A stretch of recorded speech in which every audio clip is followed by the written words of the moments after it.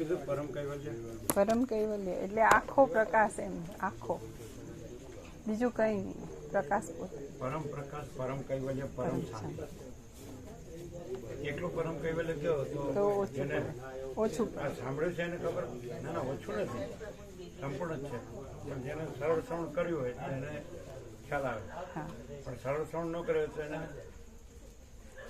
આખો પ્રકાશ એટલે પરમ પ્રકાશ, સંપૂર્ણ પ્રકાશ, સંપૂર્ણ કૈવલ્ય એટલે એનું કેવળ પણ અને સંપૂર્ણ શાંતિ, અથવા તો કેવળ પ્રકાશ.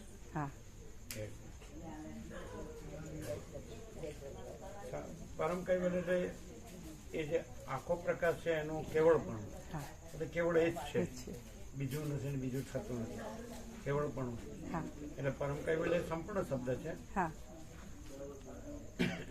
ઓછું ન પડે, ઓછું નથી, પણ જે શબ્દથી પરિચિત ન હોય એને ઉઘાડ કરવો હોય તો આ આકાશથી પણ મોટો આખો પ્રકાશ છે.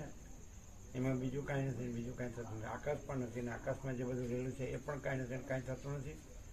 અને એનું પરમ કેવળપણું છે અને એનું પરમ શાંતિપણું છે. એટલે એ આખો ઉઘાડ થયો કહેવાય.